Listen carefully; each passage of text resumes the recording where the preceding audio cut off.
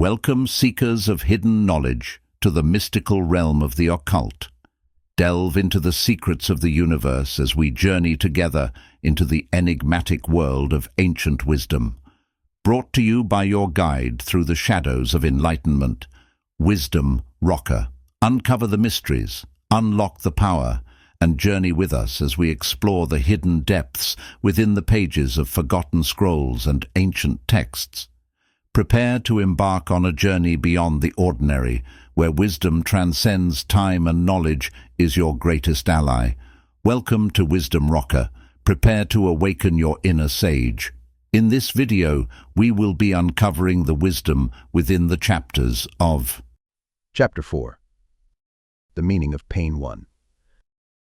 Look into the deep heart of life, whence pain comes to darken men's lives. She is always on the threshold, and behind her stands despair. What are these two gaunt figures, and why are they permitted to be our constant followers?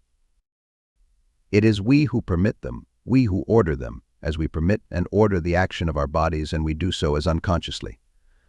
But by scientific experiment and investigation we have learned much about our physical life, and it would seem as if we can obtain at least as much result with regard to our inner life by adopting similar methods.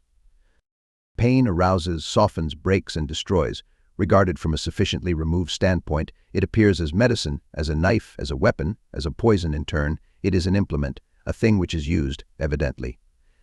What we desire to discover is, who is the user, what part of ourselves is it that demands the presence of this thing so hateful to the rest?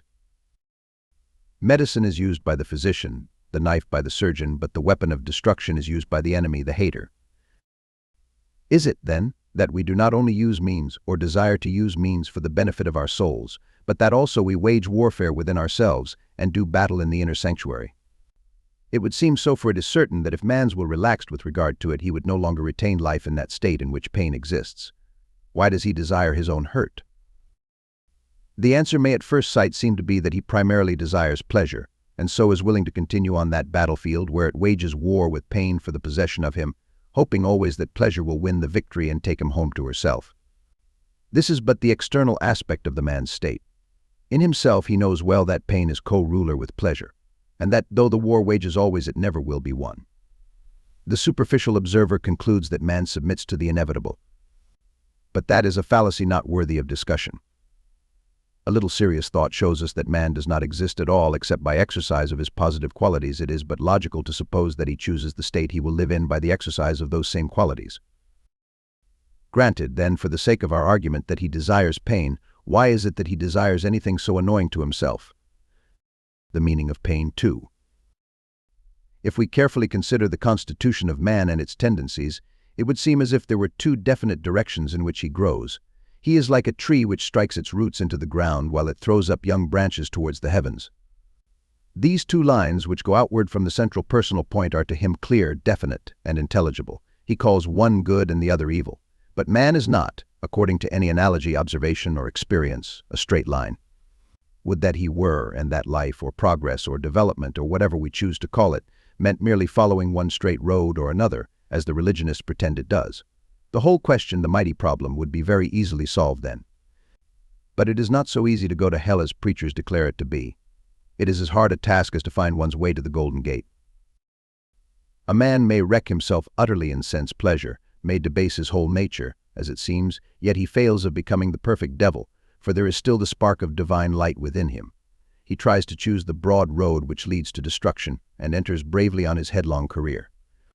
But very soon he is checked and startled by some unthought-of tendency in himself, some of the many other radiations which go forth from his center of self.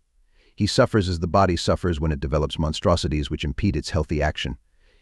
He has created pain, and encountered his own creation. It may seem as if this argument is difficult of application with regard to physical pain. Not so if man is regarded from a loftier standpoint than that we generally occupy. If he is looked upon as a powerful consciousness which forms its external manifestations according to its desires, then it is evident that physical pain results from deformity in those desires. No doubt it will appear to many minds that this conception of man is too gratuitous and involves too large a mental leap into unknown places where proof is unobtainable. But if the mind is accustomed to look upon life from this standpoint, then very soon none other is acceptable. The threads of existence, which to the purely materialistic observer appear hopelessly entangled, become separated and straightened, so that a new intelligibleness illumines the universe. The arbitrary and cruel creator who inflicts pain and pleasure at will then disappears from the stage, and it is well, for he is indeed an unnecessary character, and worse still, is a mere creature of straw, who cannot even strut upon the boards without being upheld on all sides by dogmatists. Man comes into this world, surely on the same principle that he lives in one city of the earth or another. At all events, if it is too much to say that this is so, one may safely ask, why is it not so? There is neither for nor against which will appeal to the materialist, or which would weigh in a court of justice, but I aver this in favor of the argument, that no man having once seriously considered it can go back to the formal theories of the skeptics. It is like putting on swaddling clothes again. Granting, then, for the sake of this argument, that man is a powerful consciousness who is his own creator, his own judge, and within whom lies all life in potentiality, even the ultimate goal, then let us consider why he causes himself to suffer. If pain is the result of uneven development, of monstrous growths, of defective advance at different points, why does man not learn the lesson which this should teach him, and take pains to develop equally? It would seem to me as if the answer to this question is that this is the very lesson which the human race is engaged in learning. Perhaps this may seem too bold a statement to make in the face of ordinary thinking, which either regards man as a creature of chance dwelling in chaos, or as a soul bound to the inexorable wheel of a tyrant's chariot and hurried on either to heaven or to hell. But such a mode of thought is after all but the same as that of the child who regards his parents as the final arbiters of his destinies, and in fact the gods or demons of his universe. As he grows, he casts aside this idea, finding that it is simply a question of coming of age, and that he is himself the king of life like any other man. So it is with the human race. It is king of its world, arbiter of its own destiny, and there is none to say it nay. Who talk of providence and chance have not paused to think. Destiny, the inevitable, does indeed exist for the race and for the individual, but who can ordain this save the man himself?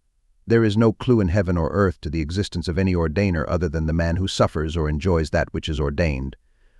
We know so little of our own constitution, we are so ignorant of our divine functions, that it is impossible for us yet to know how much or how little we are actually fate itself. But this at all events we know, that so far as any provable perception goes, no clue to the existence of an ordainer has yet been discovered, whereas, if we give but a very little attention to the life about us in order to observe the action of the man upon his own future, we soon perceive this power as an actual force in operation. It is visible, although our range of vision is so very limited. The man of the world, pure and simple, is by far the best practical observer and philosopher with regard to life, because he is not blinded by any prejudices. He will be found always to believe that as a man sows, so shall he reap. And this is so evidently true when it is considered, that if one takes the larger view, including all human life, it makes intelligible the awful nemesis which seems consciously to pursue the human race, that inexorable appearance of pain in the midst of pleasure. The great Greek poets saw this apparition so plainly that their recorded observation has given to us younger and blinder observers the idea of it. It is unlikely that so materialistic a race as that which has grown up all over the West would have discovered for itself the existence of this terrible factor in human life without the assistance of the older poets, the poets of the past. And in this we may notice, by the way, one distinct value of the study of the classics, that the great ideas and facts about human life which the superb ancients put into their poetry shall not be absolutely lost as are their arts. No doubt the world will flower again, and greater thoughts and more profound discoveries than those of the past will be the glory of the men of the future efflorescence, but until that far-off day comes we cannot prize too dearly the treasures left us. There is one aspect of the question which seems at first sight positively to negative this mode of thought, and that is the suffering in the apparently purely physical body of the dumb beings, young children, idiots, animals, and their desperate need of the power which comes of any sort of knowledge to help them through their sufferings. The difficulty which will arise in the mind with regard to this comes from the untenable idea of the separation of the soul from the body. It is supposed by all those who look only at material life, and especially by the physicians of the flesh, that the body and the brain are a pair of partners who live together hand in hand and react one upon another. Beyond that they recognize no cause and therefore allow of none. They forget that the brain and the body are as evidently mere mechanism as the hand or the foot. There is the inner man, the soul behind, using all these mechanisms, and this is as evidently the truth with regard to all the existences we know of as with regard to man himself. We cannot find any point in the scale of being at which soul causation ceases or can cease. The dull oyster must have that in him which makes him choose the inactive life he leads. None else can choose it for him but the soul behind, which makes him be. How else can he be where he is, or be at all? Only by the intervention of an impossible creator called by some name or other. It is because man is so idle, so indisposed to assume or accept responsibility, that he falls back upon this temporary makeshift of a creator. It is temporary indeed, for it can only last during the activity of the particular brain power which finds its place among us. When the man drops this mental life behind him, he of necessity leaves with it its magic lantern and the pleasant illusions he has conjured up by its aid. That must be a very uncomfortable moment, and must produce a sense of nakedness not to be approached by any other sensation. It would seem as well to save one's self this disagreeable experience by refusing to accept unreal phantasms as things of flesh and blood and power. Upon the shoulders of the Creator, man likes to thrust the responsibility not only of his capacity for sinning and the possibility of his salvation, but of his very life itself, his very consciousness. It is a poor creator that he thus contents himself with, one who is pleased with a universe of puppets and amused by pulling their strings. If he is capable of such enjoyment, he must yet be in his infancy. Perhaps that is so. After all, the God within us is in his infancy and refuses to recognize his high estate.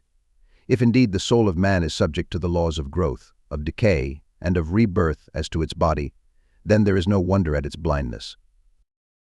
But this is evidently not so, for the soul of man is of that order of life which causes shape and form, and is unaffected itself by these things, of that order of life which, like the pure, the abstract flame burns wherever it is lit. This cannot be changed or affected by time, and is of its very nature superior to growth and decay. It stands in that primeval place which is the only throne of God, that place whence forms of life emerge and to which they return. That place is the central point of existence, where there is a permanent spot of life as there is in the midst of the heart of man.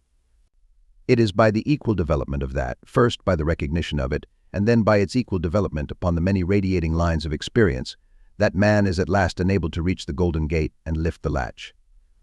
The process is the gradual recognition of the God in himself. The goal is reached when that godhood is consciously restored to its right glory. The pain 3. The first thing which it is necessary for the soul of man to do in order to engage in this great endeavor of discovering true life is the same thing that the child first does in its desire for activity in the body. He must be able to stand. It is clear that the power of standing, of equilibrium, of concentration, of uprightness in the soul is a quality of a marked character. The word that presents itself most readily as descriptive of this quality is confidence. To remain still amid life and its changes, and stand firmly on the chosen spot, is a feat which can only be accomplished by the man who has confidence in himself and in his destiny.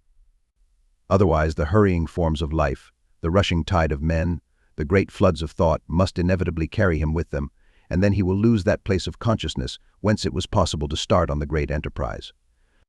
For it must be done knowingly, and without pressure from without, this act of the newborn man. All the great ones of the earth have possessed this confidence, and have stood firmly on that place which was to them the one solid spot in the universe. To each man this place is of necessity different. Each man must find his earth and his own heaven. We have the instinctive desire to relieve pain, but we work in externals in this as in everything else. We simply alleviate it, and if we do more, and drive it from its first chosen stronghold, it reappears in some other place with reinforced vigor.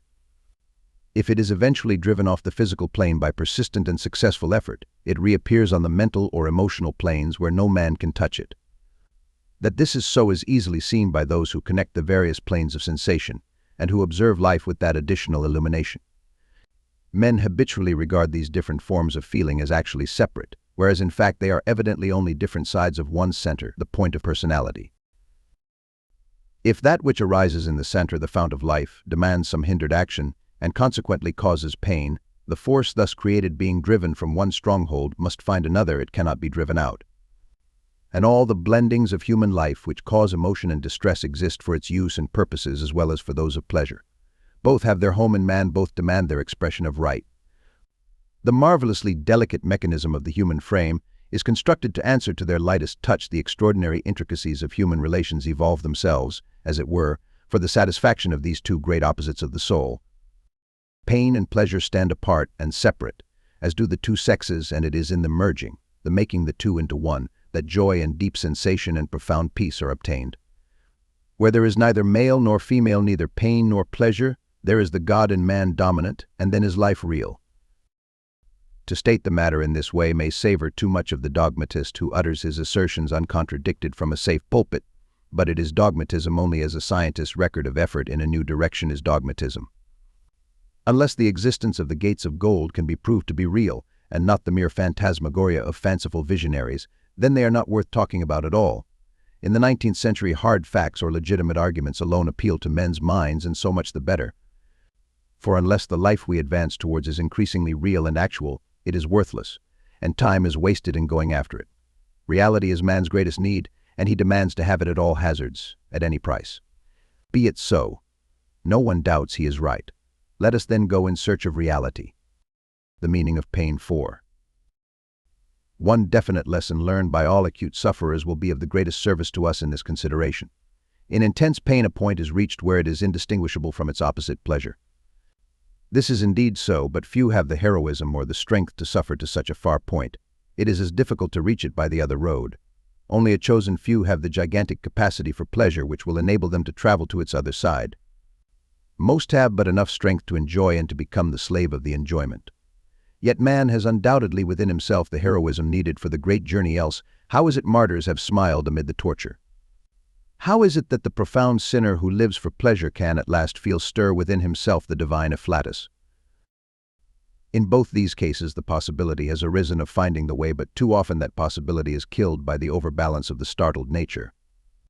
The martyr has acquired a passion for pain and lives in the idea of heroic suffering. The sinner becomes blinded by the thought of virtue and worships it as an end, an object, a thing divine in itself.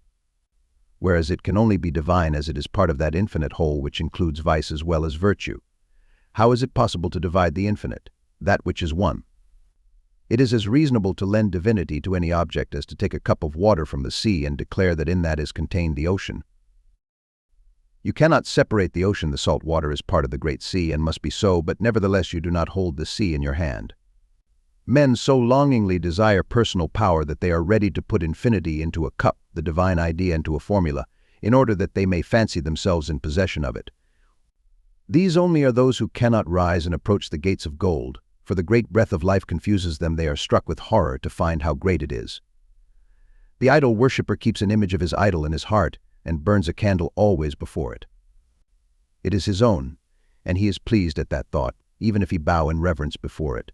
In how many virtuous and religious men does not this same state exist? In the recesses of the soul the lamp is burning before a household god, a thing possessed by its worshipper and subject to him. Men cling with desperate tenacity to these dogmas, these moral laws, these principles and modes of faith which are their household gods, their personal idols. Bid them burn the unceasing flame in reverence only to the infinite, and they turn from you. Whatever their manner of scorning your protest may be, within themselves it leaves a sense of aching void.